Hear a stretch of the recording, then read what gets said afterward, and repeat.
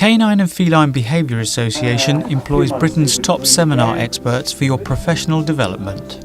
Seminars are exciting and stimulate new and modern ideas from Britain's top experts. Thanks very much. Morning, everybody. I hope you can hear me.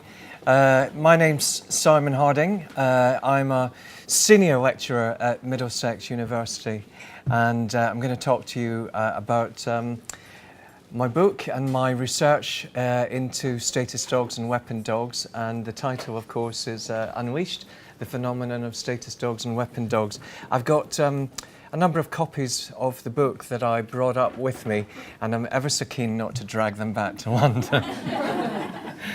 How's that for a sales pitch? Very kind of under the radar there. Now on Amazon, and I don't know why, but they are 70 quid. Here today they're 20. So if anybody would like to relieve me of them, I'd be thrilled to bits. So thanks very much. But if not, along the side there, I've placed some of these flyers. And so if you don't have funds with you, you can use one of these, fill out the back, and you'll still get it for 20 quid. So, right, well, now the next thing to say is I want to be very clear. I'm not a doggy person. I'm not from the dog world. I'm a sociologist and a criminologist. And so what I'll be doing now is taking you into a bit of a different world. But it's a world that you'll recognize, and it's a world that you'll have seen, because these kind of dogs and the individuals that own these types of dogs are very familiar to us. In fact, in every park, in every high street, you know, in the country. So you will, I think, recognize some of that. So I do unfortunately have a couple of rather unpleasant slides, and we'll try not to dwell on those too much. But and there's a couple of images of dogs that have been injured and destroyed. So, but I'll try not to dwell on that. But as a lecturer, I'm immensely gratified by the fact that Colin can put up a slide and the entire audience goes, "Ah, I have never been able to master that, Colin, so my hat's off to you." If my students could only appreciate that, but right, okay, so here we go. Do I point this anywhere in particular? I point it there, to you. Right, okay, so here we are. We're in Blackburn in the north of England, and this is just a couple of years ago in March. And if you'd been happening through the suburbs of that town on that day, this is the situation that you would find. Now, for me as a criminologist, I find this kind of image absolutely extraordinary in the UK. But when you know that this is to do with dogs in somebody's backyard and not a stakeout for some international terrorist, then this image becomes really quite shocking and quite staggering. So I was very surprised to see this particular picture to do with this particular issue. The police have arrived in force, and of course what's happened is this. A 19-year-old boy has been attacked by two bull mastiffs. The police have been called. Two armed officers found the victim being savaged by dogs. So when the police came, the dogs were shot with tasers, and that didn't have much effect.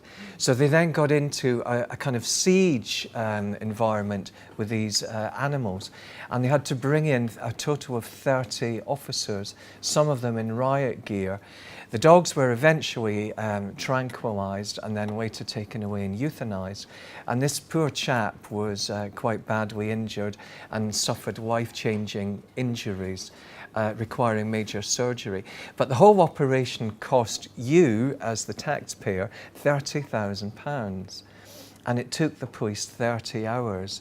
Now, you know, in the days of police cuts and cuts for everything, I mean, it's, again, for me, it's extraordinary that we're now in a situation where this kind of event, still rare, but now does happen. And of course, when I was growing up with dogs, and I had a dog of my own until I was about 15, this kind of scenario would be unthinkable and unheard of. But it's no longer unthinkable or unheard of in the UK. And I would say in the United States and a number of other countries around the world, it's becoming quite a common feature. And then, of course, we've got the tragic story of Jade Anderson, beautiful young girl, aged 14, met a horrible and very distressing end. And that was in March 2013. Within 24 hours of that event, there was a similar event in Auckland in New Zealand, where a 31-year-old woman was savaged to death. And again, at the same day in Maryland, in just outside Washington, D.C., a 2-year-old girl had been enjoying socialising with her family, and everybody was in the main room. She decided to go off and play. She went into the kitchen, crawled through the dog slat at the bottom of the door, and of course outside were half a dozen pit bulls that savaged her to death in under a minute. So it's a strange coincidence of events in that particular time. So very dreadful. But interestingly, I've subsequently been in touch with Wigan Borough Council, where this incident took place. And I asked them, I said, what have you done about this since this incident took place? And he said, well, what do you mean? And I said, well, you know, I've worked as a director of local authorities in London, and, you know, I worked for the Home Office. So I would expect when an event like this takes place, that you would perhaps do an inquiry, or you would do a public scrutiny, or you would devise action plans, or you would gather information and you would do something. They haven't done a thing. Not a single thing. They haven't done any of that, which I find extraordinary.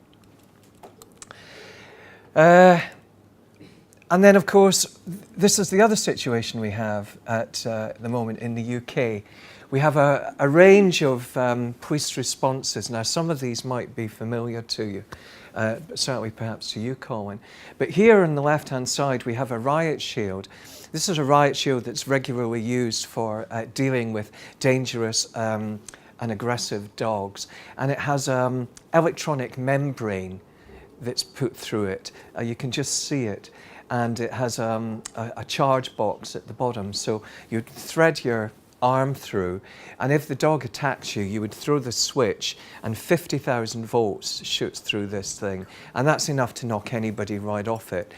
I'm told, I haven't seen one in action, but I'm told that the whole membrane kind of fizzes. Even the dog's getting upset at this. I'm told it fizzes a kind of purple colour and gives off a kind of hissing sound, which generally, I'm told, puts the dog back, but sometimes it doesn't. And when officers are raiding a house, let's say for a drugs den, quite often the dog will launch at the police from the top of the stairs, and they will have to have the shield like that. So it does and can get used. The dog doesn't suffer any permanent injury, again, so I'm told. And it's only, I guess, affected for the duration that the switch or the electronic charge is on. And then, of course, you've got these kind of anti-pit bull suits, which have been brought over from America. They're extraordinary, aren't they? Never seen anything like it. Do you have any for sale at the back? Not yet, but maybe next year. But, you know, again, extraordinary. Yeah, exactly.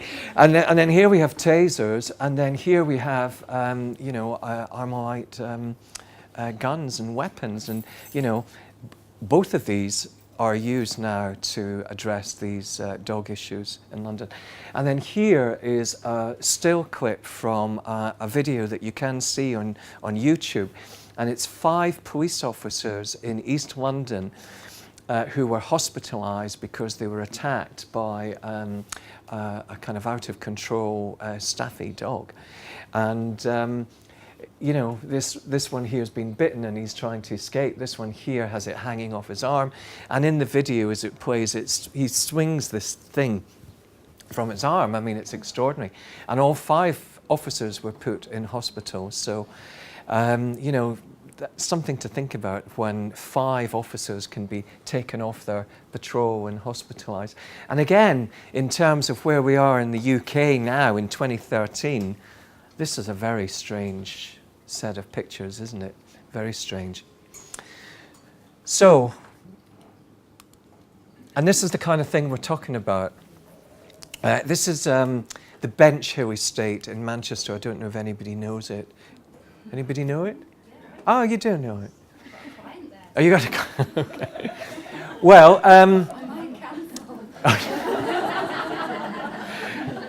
very good. You don't know any of these guys, then? I hope not. But this is the kind of image that we're talking about. Now, this estate became famous because I don't know if you recall. 3 or 4 years ago, David Cameron did his hug a hoodie thing, and he went. He went to a council estate and he went to this one, and it was famous because he chatted to this guy with a hooded top, and then as he turned away, the guy went like that to him. I don't know, do you remember? It was all over the national press. Well, the camera swung round, and this is what was there at the other side of, in the other direction. And I could show you images from America, Canada, Australia, New Zealand, South Africa, Cuba, Finland, Denmark, Netherlands, France. That is exactly the same as this. And you'll see this kind of image now.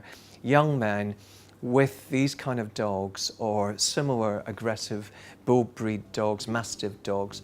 And it's kind of international. It's international.